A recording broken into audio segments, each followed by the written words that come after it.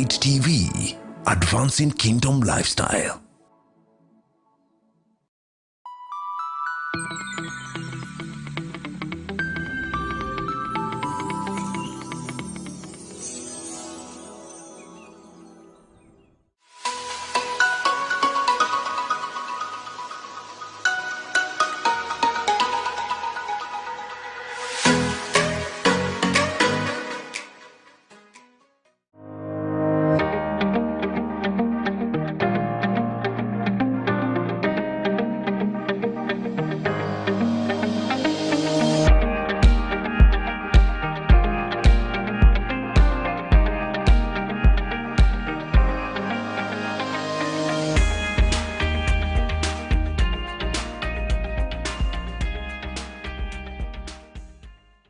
Ladies and gentlemen, welcome to another episode of the Gigi Report. I'm your host, Godfrey Gichuki, and this is another exciting moment for us to come to you. Those of you that are following us on the social media platforms, we welcome you. Those of you that are watching on television, get yourself ready for an interesting conversation. Today we are talking about the battle for children education, how the National Parents Association works for you. I have a special guest with me on the set. Welcome, Mr. Silas David Obuhatsa. Thank you, Reverend. Very good. Thank you. Good to have you here. I'm looking forward to having a very serious conversation with you. Yes, welcome. All right, very good. So, ladies and gentlemen, as always, we are going to have a very interesting conversation. Let's start from the beginning, and then after do a bit of introduction, we will get the guest talking to us. Now, whenever you send a parent sends their children to school, they surrender the educational, cultural, social, and psychological growth and development of their children to teachers, school managers, government agencies, and a host of other educational stakeholders, as you know very well. So the question is, how do we ensure our children are treated right, they are taken care of in schools, away from home? And so we're going to be hearing from the parents' perspective, and from no other than the chairman of the National Parents Association, who is here on the set. So welcome to the Gigi Report. As always, the Gigi Report is a platform for big, bold, honest, and deep conversation on a broad range of subject matters: social, cultural, economic, political, philosophical, including psychological and theological matters. And today we're going to be talking about a social issue, education for that matter, and I believe you're going to enjoy the conversation. Let me introduce our guest to us briefly. My guest, Silas David Obuhatsa, is the chair of the National Parents Association, like I just said. This is a body whose mandate is to represent the interest of parents within the education sector in Kenya. Mr. Obuhatsa holds a master's degree in curriculum design from the University of Nairobi, and of course vast experience. So he's going to be telling us more about that. Right. So welcome to the show, my brother Silas. Thank you, Reverend, first of all for inviting me to this show this morning. Very good. I wish you told the viewers that we were in the same school at one point. Maybe you can say something about that briefly. Very good. Yes. Yeah. So there's some bias here because this is my old schoolmate in no other than the great Mangu High School. This gentleman found me in Form 3. He was in Form 1. And then he joined the Christian Union. And so we have reconnected. And then I discovered that he's the chair of the National Parents Association, surprisingly championing for the interest of parents and their children in schools. So I want to hear from you, and I want to hear your story. So let's begin, David, from the beginning. I always like asking my guests to tell us about their career and how they got to where they are today. So we can begin from there. Thank you. First of all, I'm very excited. As I've said, meeting you after about 40 years after school, it's very interesting. Okay. It was like a dream. All right. And also sitting with you this morning on this show, to me, is something that's very, very special. All right. Not only the parents of Kenya, but to everybody even to those that are in Mangu High School right now, you know, they watch this, they'll be very surprised that after 40 years, we have reconnected again. Okay. More so, I still thank you because you are standing in the body of Christ. You are still serving God. You trained me, you are my role model. And now you are here again, hosting me again this morning. So it's a very big privilege. All right. To begin with. So, on the career side, first of all, I've been a teacher with the TSC for a number of years. From teaching, I crossed the NGO world. I worked with an NGO from South Africa called IDASA. Okay. An NGO that is in search of democracy and rights of education stakeholders in South Africa. I worked with them for some time, for about 10 years. Okay. I have worked with the Action Aid Kenya. Okay. For about 6 years. All right. And within the education department, I was among the team that was promoting the UEFA goals. Okay. Education for All Goals 2015. Okay. The MDGs. All right. And I was actually fighting for the rights of the children. Okay. To advance the issues of education within this nation. From there, I have crossed and I've gone to politics. The recent just concluded the general elections of 2022 August. Okay. I was one of the platform trying to run for an MCA position. All right. In my own home ward. It's called the Wemblabi ward. All right. Wemblabi is within Luanda sub-count in Vihiga count. Okay. Unfortunately, I lost narrowly to my opponent, but I accepted. All right. If you don't accept to lose, then you cannot be a winner. All right. So I had to accept after losing. In the elections on the 9th of August. You don't know how God works. 2 days after that, I got an invitation to come and contest as the national chairman of Parents Association of Kenya. And I thought about it, whether to go or not.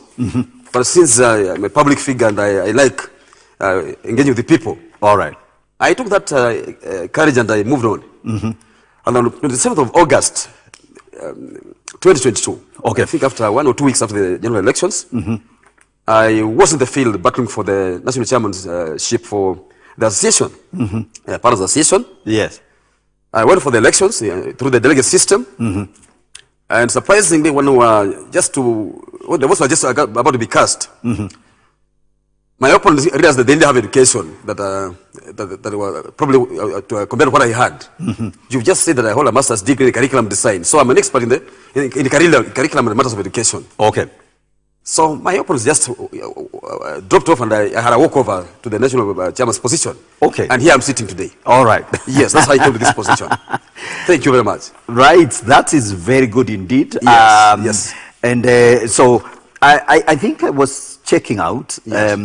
I'm very much aware that we've had every time matters of education of our children come up. Yes. You will see various people, show up. And I think one of the organizations that has always been, at the center of championing, especially for, for the voice of the parent, is a national, the National Parents Association. Yes. So, but I think there is a history behind it. So I think I would like you to tell us about the association, the history around it, the background of it, and how it is, its mandate, so we can delve into that. And so, because there are people, obviously, as you know right now, this is the first week of the new term, school term, and the parents are right now everywhere trying to get their children back to school, those who haven't. And so it's really a matter of great concern for the parents. Well, time. So you can give us the background, and then we can talk about the real issues that are bedeviling our education system. Yes. Okay, first I want to say that National Parents Association has been existing for some time. The first time it came to existence, it was known as the Kenya National Parents Association. Okay. Kenya National Parents Association, or KNAP. All right. That was under a very strong gentleman and a very vocal person. Right. This world is known by everybody, even the children know him. Yes. One by the name Mr. Musaundunda. All right. Yeah, and I'm very sure you must have noticed about him. Yeah, we know Musaundunda. He was a public figure. Yes. Who would speak every time. Yeah, and actually, I would say that he was doing a good job. So Musau steered the National Parents Association for a number of years in this country. Okay. And he worked and he did his best in that organization. Well, around 2013, the hands exchanged. Okay. It was that probably his organization was under the civil society, so it was like a civil society organization, registered under the register of societies.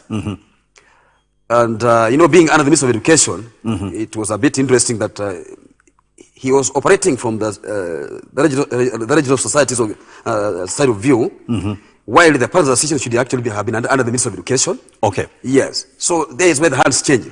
Okay. So in 2013, under the former Minister for Education, under Matiang'i, okay, an idea came up about how this could be anchored. The Parents Association could be anchored in the Education Act. Okay. So in 2013, there came an act, which we call the 2013 Education Act. Okay. Basic Education Act. Okay. And the National Parents Association was anchored in that act. Okay. Meaning that it was to be under the influence of the Ministry of Education. Okay. Being under the Basic Education Act, 2013. So that is now, the hands changed. Okay. And when that happened, a gentleman by the name David Mayo, all right, took over as the incoming chairman. Okay. By then. So Mayo ran this organization for the last 6 years, 2013 to 2022 last year. I would say that he did his best. Okay. He did much that maybe I may not be able to do myself since I've just come in. All right. But he did very well. Okay. Only that it came to a point, the elections came about. So leaders are there always to come in and go. All right. You don't go and come to stay. All right. But you come in and go out. All right. If it's time to go, you have to go. All right. You have to accept. So the elections came about, as I said. We had a delegate system. We had delegates from the 7 counties coming to Nairobi on the 27th of August last year. And the elections were done, and I walked in as the new chairman. Okay. And that's how I got into this position. So that's the brief history about the Parents Association in Kenya right now. Okay.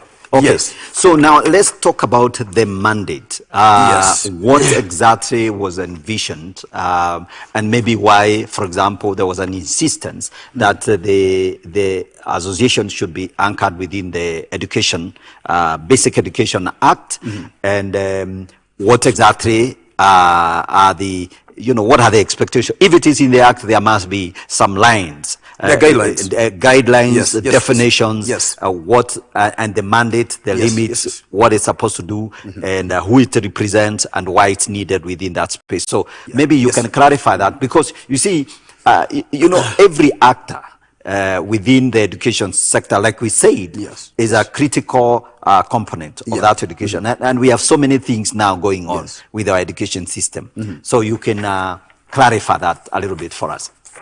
Yeah, the fact that the association is under the Education Act 2013 does not mean that the Education Ministry is jailing us, that we cannot do our own activities. Okay. One thing I can say is that, first of all, we have a very big advantage.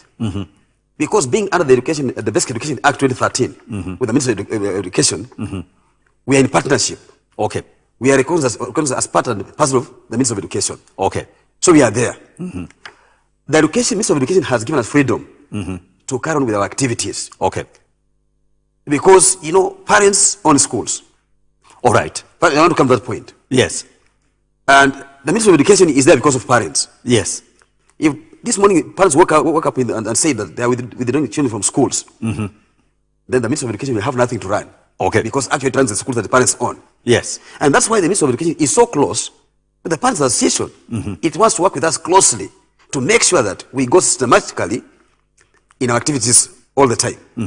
So being under that Basic Education Act, we are protected. All right. Other than being under the register of societies. Okay. Because you look like a society.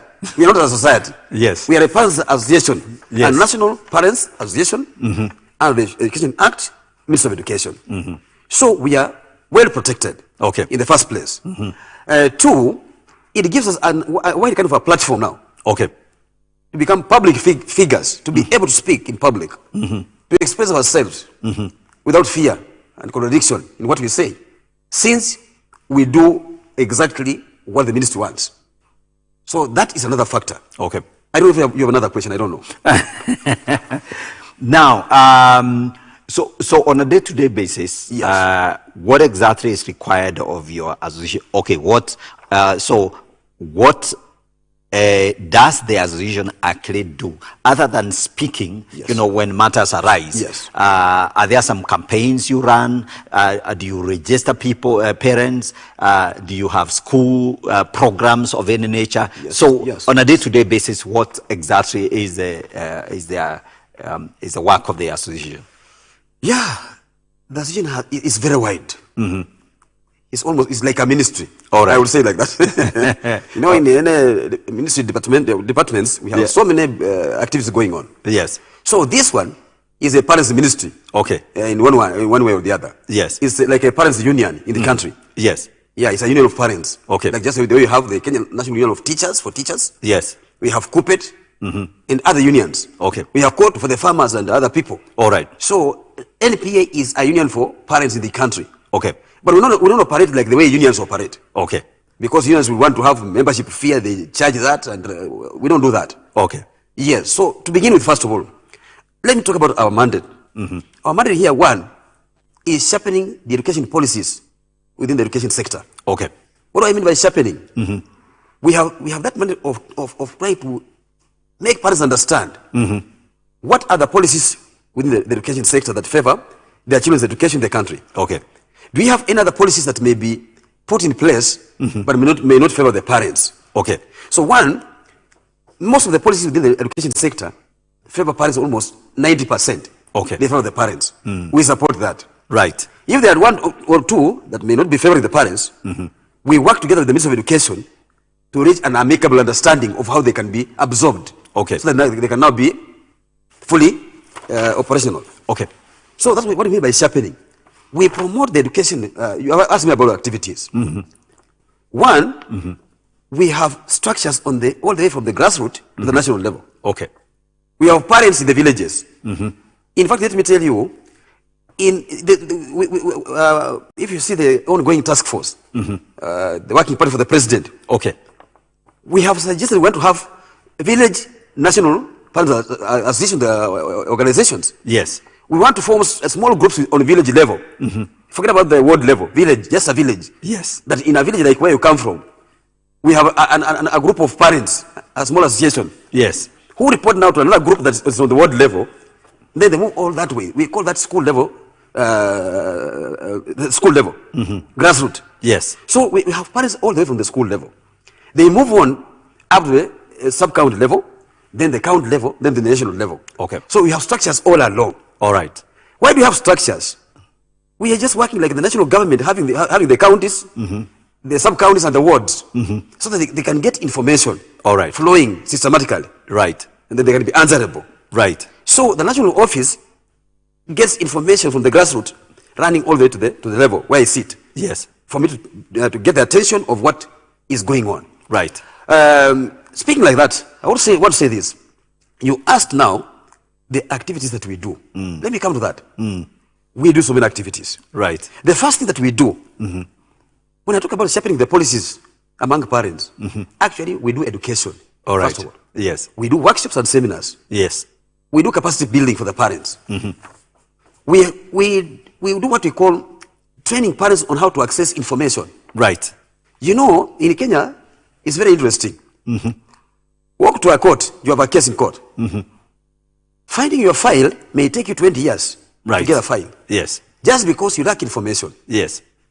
You don't know how to go about and ask for the file to be brought. The file is there. But you, who has the case, and the case number you have it, you are not even able to explain to the clerk at the desk at the court that this is my case number. So this file can be traced and you can look at it. So you go for many years just suffering like that. So I want to say that in the education sector, let me begin from there. Many parents lack education. Not the education of teaching in the classroom, but they lack the education towards information access. So my organization strives to train parents on how to access information, both at the school level, all the way to the national level. All right. That's one thing that we do. Yes. Access to information. We train parents on parental issues. All right. That is a very kind of an issue in the country. You're just been talking about children going to school and then being put in college and whatever. That's where it comes from. Okay. That parents must understand what is parenting. Yeah, I don't know. If I ask you to tell me what parenting is, you may not be able, you may know in your own words. Now, to us, we are going to come to the sticking points. Okay. Because there are a couple of things, obviously. Yes. Talking about parenting. Yes. And the issues around parenting. There are many things. Yes, maybe I'll finish that first. Yes. Then we come now to the actual problems. The problems you are dealing with. Yeah. So there are parenting issues. We work with the parents on how to improve parenting issues. There is in the task force right now, working task force for the president. There's a very strong topic there, or a theme, or a term of reference. Yes. Parental engagement and empowerment. Yes. That is exactly now the core business that we do. All right. As an association. Okay. We want to fully engage and empower parents to a point that even a female parent can hold the position of a national chairman, Parents Association of Kenya. Okay. It's only not men. Because remember, the last time Zawunuda was there. Yes. David Mayo has come on. Yes. Now Obuhatsa is there. Yes. Now tomorrow it will be Professor Kibuchi will be there. Yes. Why not Mrs. Kibuchi? Or Mrs. Obuhatsa? All right. So in that kind of a situation, yes, we want to do parental engagement and empowerment in the education sector. Okay. I'll explain on that one. The other things we do. Yes. We also advocate for the parents' rights in the education sector. And can I give you an example right now? Parent has just called me when I was working here. Just when I was at the stairs coming here. Right. Parent calls me. Tells me that she has gone to a school to pick results for her child who did KCP. And at the school, she's being asked to pay 40,000. A primary school, you pay 40,000. Public primary school. Right. A parent is supposed to pay 40,000 tuition fee, or what you call those are extra levies. All right. And you understand very well that the government does not encourage extra levies in the public schools, and especially at the primary school level. Yes. And there's a head which is asking a parent to pay 40,000 this morning. Yes. Before the parent can access what? The results for the child. Right. There is why I come in. Right. There's why I come in strictly. There's why I come in. Yeah, if I follow that case, I want to understand it, first of all, from the Teacher Service Commissioner, who is this head teacher? Right. Before I go to the ministry, from the TS first. Yes. Does the TS give such a teachers a mandate to charge parents, and yet these teachers are being paid by the commission? Then I come to the Ministry of Education. The policy clearly stated that there should be no charging of extra levies in schools. Yes. Unless with authority from the ministry. Right. And the ministry has said no, and no is no. Which part of no doesn't this kind of a head teacher understand? You see that? I can understand why you are a politician. Yes. So it comes to a point that such a head teacher yes, is where I now take the authority. Yes. And maybe I request that the Teacher Service Commissioner take some action on that kind of a head teacher. All right. But for now, we shall not go that direction. There are ways of sorting this amicably. We can still understand what happened. Okay. And actually get the right information to that head teacher. Yes. That's what I'm saying, access to information. Yes. That parent who is being asked to pay 40,000 lacks access to information. He cannot question, why are you charging me 40,000? What exactly is the breakdown? Is the money for? Yes. Is there a written document? Can you give me a receipt to account for the 40,000? Yes. If the school management committee put you down to account for the money, we are about 1,000 parents in this school. Each paying 40,000, and you're 1,000. Yes. That's big money. Yes. If we came here and asked that the school management puts you down with the officers from the Ministry of Education and Corruption Commission, TSC, you account for this money, would you be able to account for the money, or you run away? You are listening to the chair of the National Parents Association. These guys deal with matters, real issues. And I'm sure, Mr. Obuhatsa here, I think you don't want to cross his path. No, we always talk. Yeah. Yes, so you can always talk. Yes. Yeah, so that's very, very puzzling, so what you call unfair charges. What are the other problems that I imagine? We call them extra levies. Extra levies. Illegal. Yes. Illegal payments within the public school sector. Okay. Which are not allowed. All they right. are not allowed. And I say no and to that. That's where the chair comes in. Yes. Absolutely. To that level I can come in now. Yes. Because the parent, I will always get that information. Yes. This information I have got from a parent who was in that office. Yes. We're also waiting to be charged. But she walks out and calls you and tells me, now I'm going to be charged to pay 40,000. Right. Where are you, chairman? Protect me. So after this show, I'll embark on that. Right, yes. Absolutely. Some of the issues parents are fighting with, that have bedeviled the education sector. Yes. Is, for example, and that's a good example you've given, the government committed itself to free primary education. Yes. But we know at the back of our mind that it's really never been zero. The number never gets down to zero. Yes. From the parents' point of view, there are always small fees. We need an extra, desk. So parents organize themselves, buy a couple of desks, and at that level, there's no problem because parents decide whether they accept that extra cost or not, isn't it? Let me come to that. Yes. Let me correct something there. Yeah.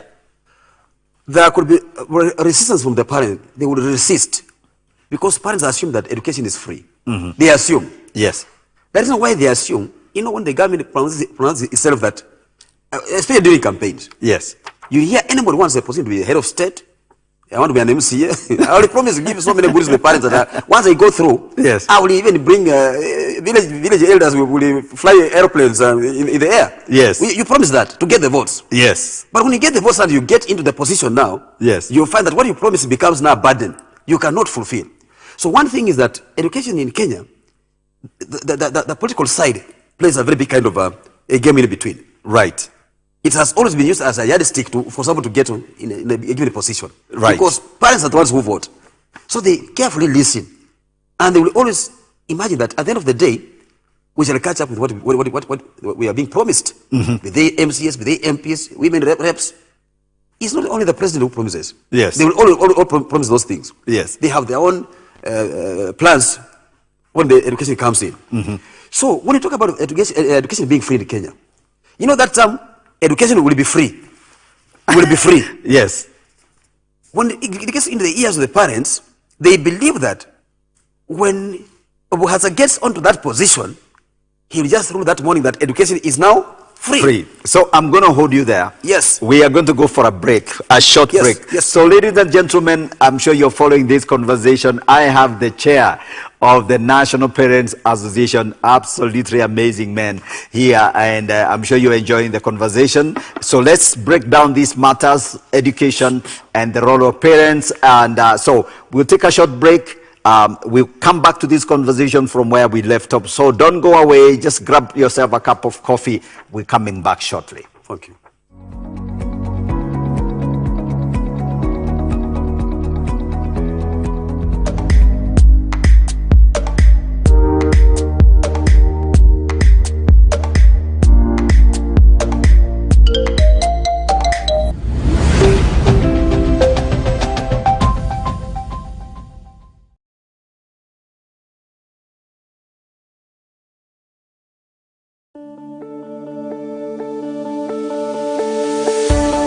Lozi Christian School, Kasarani, provides the very best in educational childcare. We offer pre-primary education, that is baby class, PP1 and PP2 from ages 3 to 6 years old in safe and cognitive stimulating environment to provoke the creativity in your child. All these founded on a strong Christian setup. We are located at Life Church International Kasarani, situated between Kenya Tents and Farmers Choice Kasarani, off Kasarani Mwiki Road, along the street between Powerset Supermarket and Total Petrol Station. For more information, contact Gladys on 0758 396 110 or 0734 628 808. Lozi Christian School, a foundation for the future.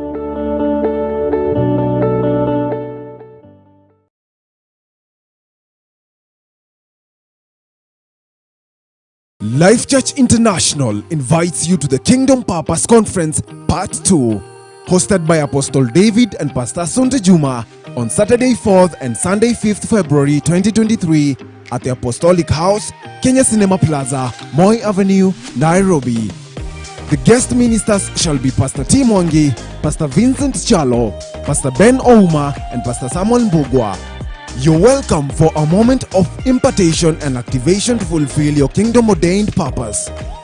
Esther chapter 4 verse 14. for such a time as this.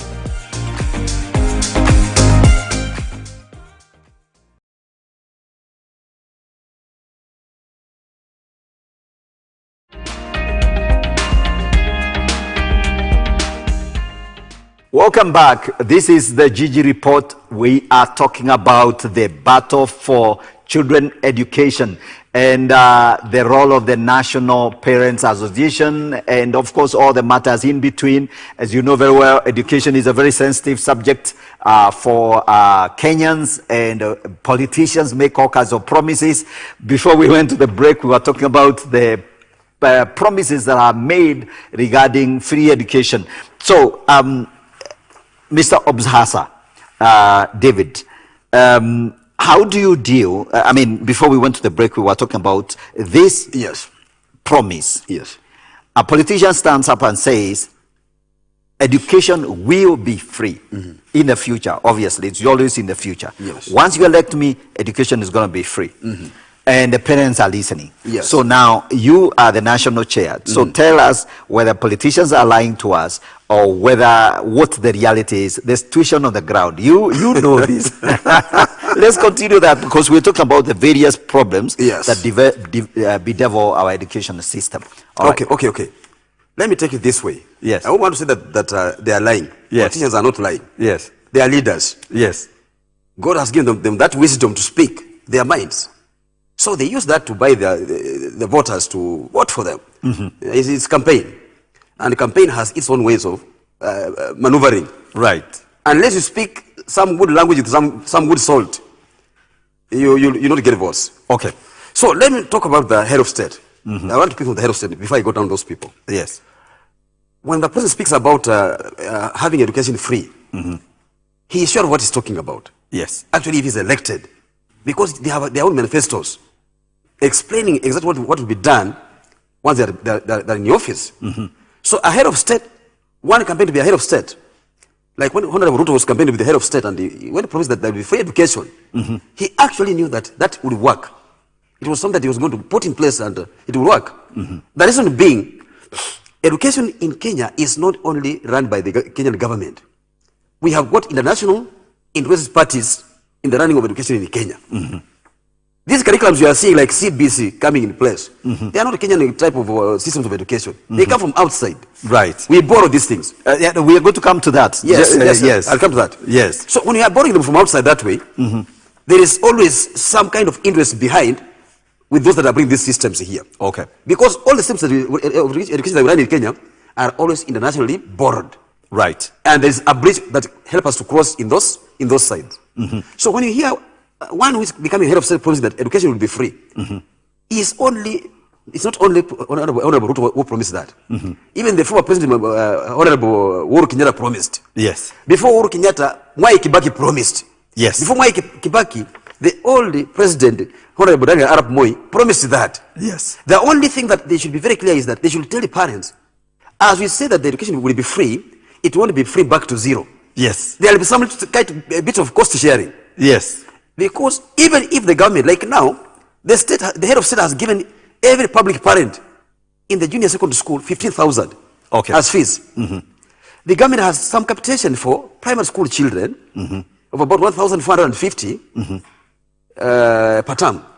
They also have about per term or per year. They also have about 22,000. That's per term. They also have 22,500 for the high school students. All right.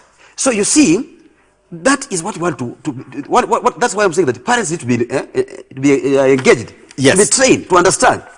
When the government is giving me 22,500 shillings per term, like the high school now, right now. Yes. It has just paid 22,500 for all secondary school children going. Yes. From 1 to Form 4. Right. It has paid for all primary school children, both in 844 and the CB system, that capitation fund, which is supposed to be paid. Yes. It's going ahead now giving the junior secondary school 15,000. Right. To every public parent. Now, when the government does that way, and then it's just a parent to buy a pencil. Yes. A parent still feels that the government should give a pencil. A pencil is just 2 shillings. Yes. Here is a parent who is driving a V8. Yes.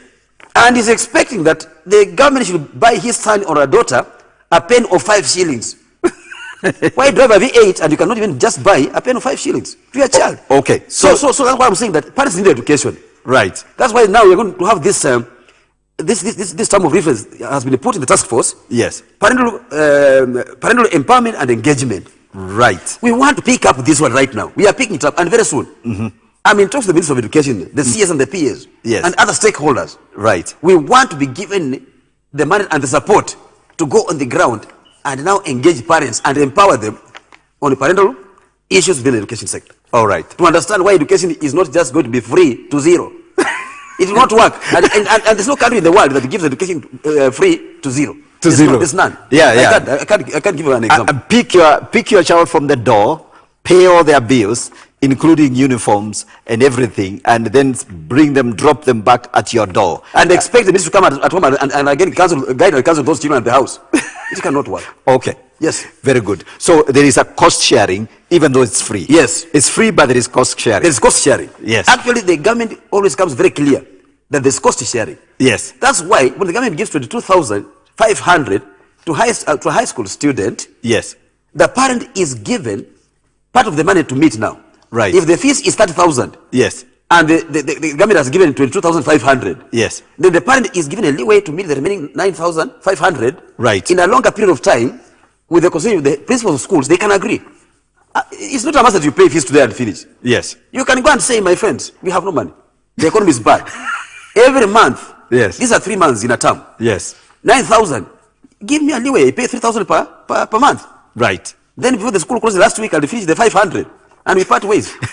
Thank you. So that's very, very interesting. So there are fee issues. I think that's very well very well said. Yes. So I think parents out there listening to us, they are hearing from the chair. Yes. That there are numbers. There are very specific numbers the government commits to pay for your child education. Yes. And so never, so that should be appreciated, that the government actually delivers on its promise. That should be appreciated because without that kind of support, definitely millions and millions of children will be out of school. Okay. Definitely. Yes. Because I doubt if there are many parents in Kibera slum, in Muguru slum, who can afford a fee of 45,000 per term. Yes. When actually they don't even have food on the table for their children. Yes. So the government is playing a great role in terms of supporting education. But the issue of cost sharing is there. Okay. Is only the parents have not come to understand what is this cost sharing, and then we are told the education is free. Okay. That's very good. Yes. So now let's turn to another obviously very hot matter, the issue of curriculum, which you have alluded to. Because if parents are not worrying about fees, the next thing they are worrying about is all the stories and tales and theories and conspiracies about what's going on in school, what their kids are learning. Remember, we started by talking about that education, when you send your children to school, you are handing over your children their culture, the kind of culture they are going to be, that is going to be change of environment. Just change of environment. Yes, exactly. Including, if it's a 10-year-old, obviously, he's growing up. Yes. So even his psychological and the social development is actually shaped in the school. Yes. So that's responsibility you're handing over to school managers and teachers. Yes.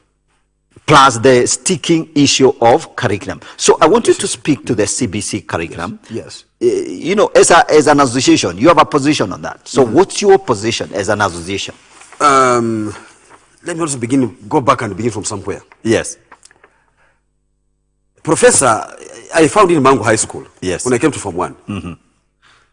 You always remember that when you go to Form 1, you always find friends and enemies there. Yes. Our time, you remember that very well. Yes. There are the issues of molesting and all that. All right. But when I first met you, just your appearance and your approach to me. Yes. The fact that I was a Form 1. Yes. You are in the higher class. Yes.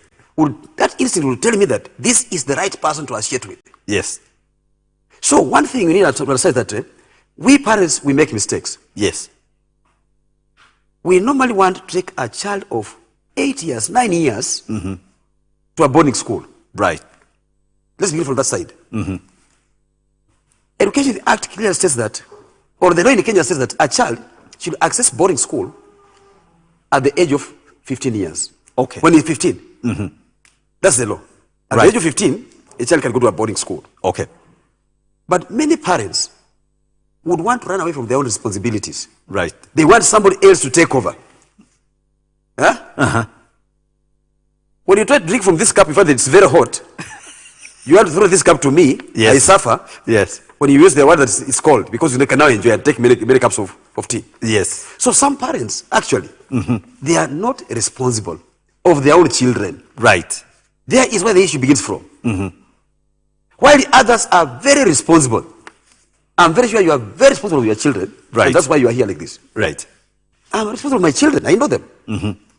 And the way the child, the Bible says, the way you bring up a child, that's the way the child does what?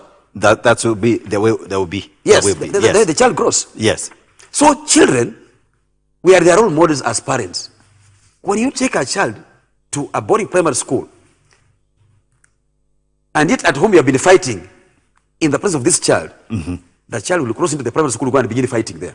Right. Because my mother and my father are always fighting in the house. Yes. So parents must understand that, first of all, let us look at what age do we need to have children cross to boarding schools. Okay.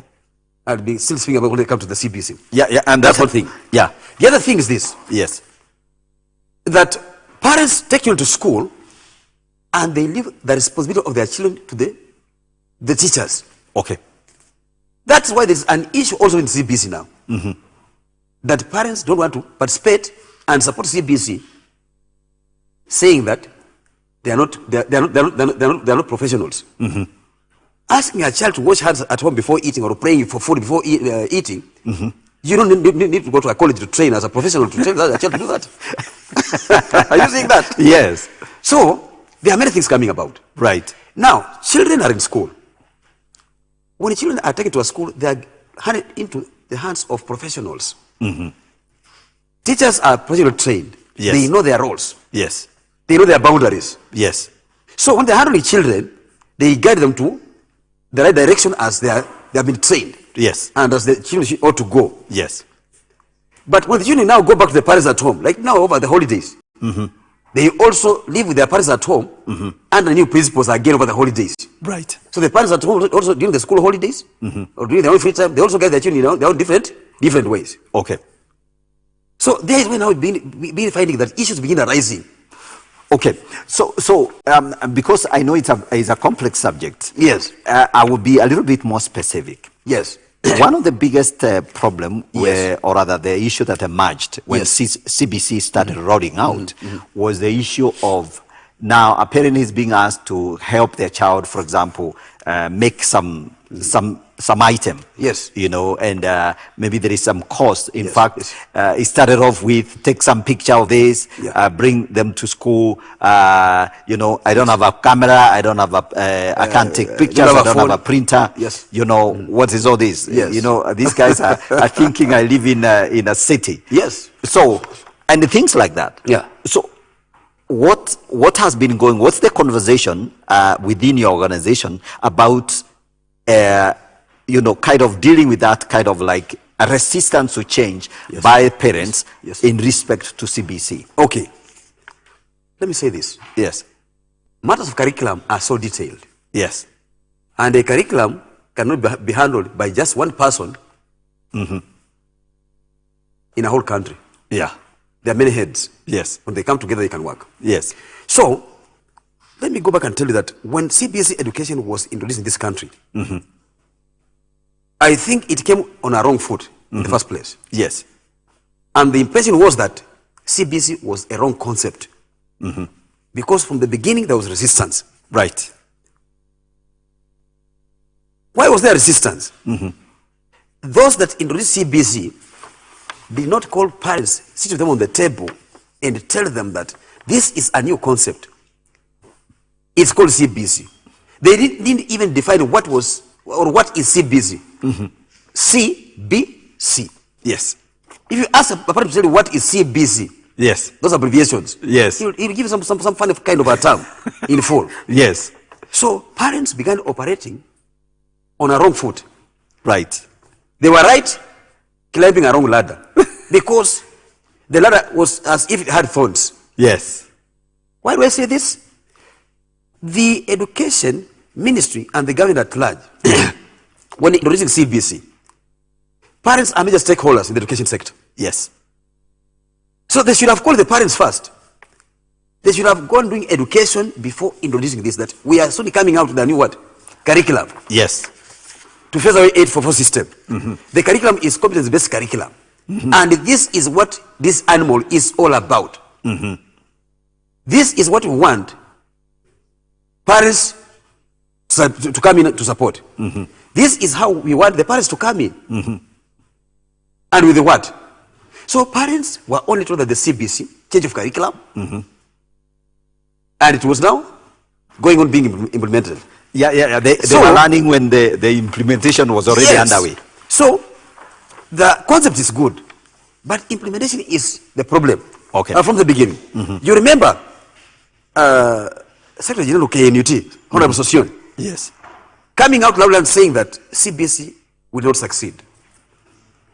You remember Honorable Amina, the CS for Education some time back? Yes. Giving a whole document explaining that CBS will not pick up immediately, but gradually, if we are given time. And if parents were fully involved. All right. So when you see that parents are resisting CBC, is not the question of the government in place. It's the question of those who began CBC from the beginning. That they introduced something new to the parents, which they never explained. And up now as we are speaking, it has never been explained. Only that now the government in power is coming up to explain and correct some of the mistakes. All right. That were put in place by the people that we cannot explain. Okay.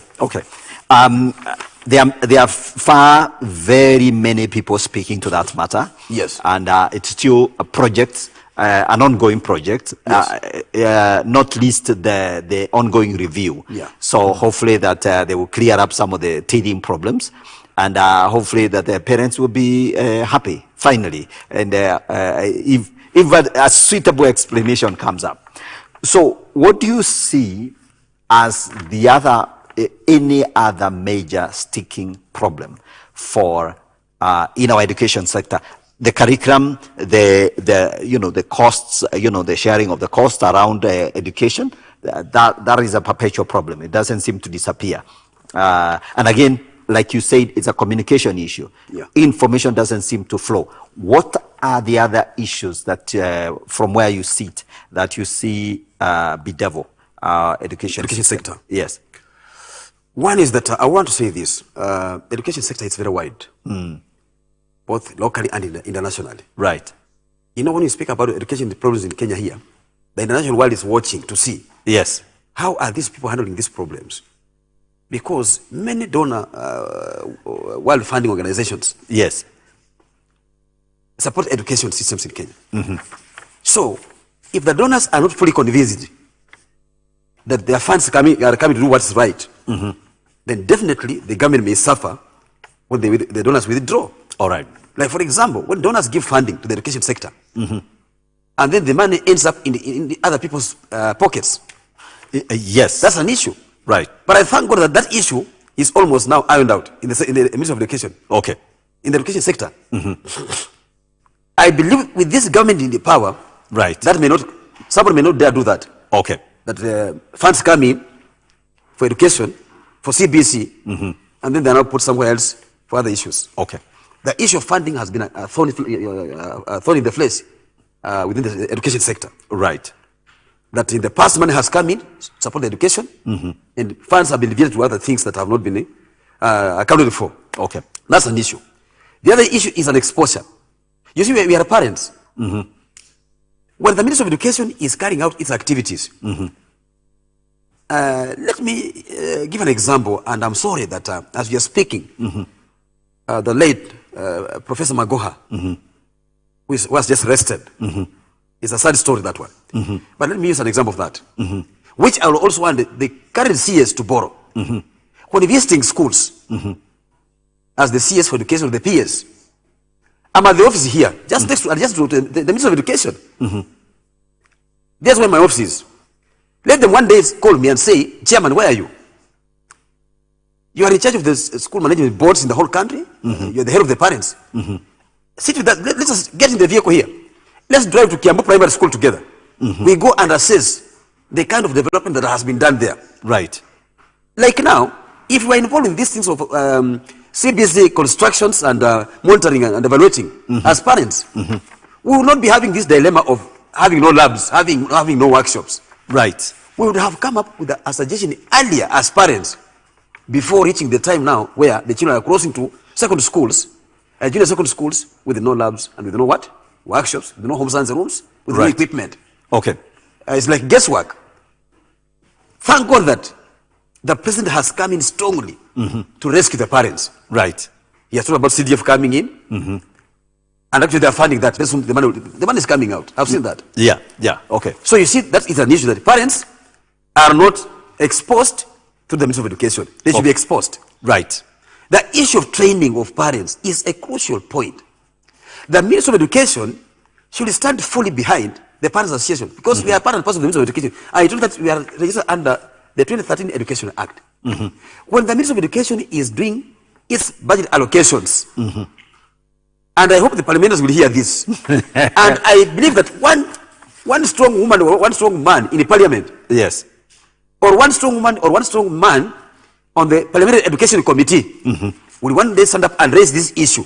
Right. That the Ministry of Education should plan in a way that the Parents Association should be allocated funds as part and parcel of the education the sector branch for us to be able to operate. Right. We need funding. Right. Who is going to give us funding? We don't collect money from parents. Right. How do we even run our offices? Ask me that question. Ask me where I get the money that I used to run a part now. Actually, that's a very serious issue because obviously it speaks to the issue of how do you actually run an organization that is not adequately funding. But we can leave that for now. Yes. So there are issues of you know what you've just talked about. The training of parents. They are training of parents. Exposure of parents. Exposure. And just teamwork. Right. Teamwork. Okay. Teamwork is required. Okay. Through the National Parents Association. Okay. Yes, because we are the link. So finally, because we kind of like have to wrap this up, we have a few minutes. Yes. But let's talk about the vision. Let's talk about what vision do you have for education in this country? What do you see as the major turning point, the next major turning? So the curriculum will be rolled, all right? Yeah. Eventually, you know, once the government gets on to a bad wagon, and move in a certain direction, it's very difficult to reverse that. Yeah. So I think CBC is here to stay. Maybe perhaps we should just accept that. So what's your vision? What would you like to see really the future of education? One thing I want to say is that I want to assure parents and all other viewers, be it local or international, right? CBSE is there to live and to stay, right? Because it is skill-oriented compared to the old systems we have been having in this country, where just children struggle with the pens in books, right? Always writing, carrying heavy loads of books. Then we end up with ministries getting E's. Those E's don't support the children's life in future, or even those who get A's. You'll find that there are students who got A's like in chemistry and physics, but now when they go to the university, after the university they come out engineers. Do the research and see in Kenya here. How many engineers have jobs? How many doctors have been employed? I'm looking at a future that whereby every parent and every school-going child would stand and say that I went through a school system that allowed me to access. We use the terms to access. Equity is also another issue. Yes. And then quality education. Right. So I went through a system that was accepted by the whole world. Right. Like CBC is a system that will be open away for the children in the future to be accepted everywhere in the whole world. Right. In the world job market. Right. That's why we are saying that CBC is there to stay. Right. And must go on. Yes. That's why we are supporting it. Right. And I'm urging parents with that kind of a vision in mind. Yes. A future that is bright for every student and every parent in this country. Okay. A future that every parent will be proud of. That my son or my daughter went through a school system and I can now see the fruits. Right. A future that as a child will start to tell the father or the mother, were it not for this system of education, or why did I need to go this, through this kind of system of education, my life will not be the same. My brother Kibuji, if you never went through Mangu High School, right, as a national school, right, allow me to speak this. Yes. Let me assure you, you will not be sitting here. I can assure you that one. Okay. Because Mangu being a national school, it shaped you, right, changed your life, modeled you to be what you are. All right. So when you hear some stakeholders saying, we do away with boarding schools, not boarding schools, but boarding schools and also national schools. We cannot do that. Because you see what you are. You are the way you are because you went through a boarding school, and that's Mangu High School. Look at somebody also went through another boarding school in the village, as long as it was a boarding school. Compare his life, one went through a day school sometimes. There's a change, because had I not come to Mangu from Vihiga, and you came from Nyeri, we'll not be sitting together. Okay. So I think I like your vision. Yes. I like what you really want to see change in this country. Yes. And there is a lot of optimism. Yes. Regarding our education system. Yes. Maybe do you have a message for church leader? And I'm giving you 30 seconds, okay, to speak to some church leader and just tell them what you think that they can, the message they should take to the church going forward in 30 seconds. Actually, our nation's foundation is built on the church. Yes. We run on the church foundation. Right. A Christian foundation. And that's why even the president himself, he is number one. Right. With the first lady, they are number one, supporting the church. Right. Church leaders must be people who can accept, to correct and be corrected, to guide and also be guided, to love and also be loved. Absolutely. To be friendly and also to befriend people. Okay, we got to wrap this up. Thank you so very much. David, I truly appreciate you coming here and sharing with us your wonderful insights and your passion. I love the passion, and congratulations for being elected as the chair of the National Parents Association. And I wish you every bit of success in your term as you serve the parents of this nation. Ladies and gentlemen, that's all we had for you today. We got to end this show, and thank you very much for staying tuned in and following this wonderful conversation. I hope you have learned. I believe you have. And take the message out there. Tell parents to brace themselves and have hope and expectation. Things are gonna get better. God bless you. Have a great day. See you another time, same channel, same show. Keep it Elevate TV, and God bless you. Good night. God bless. Bye.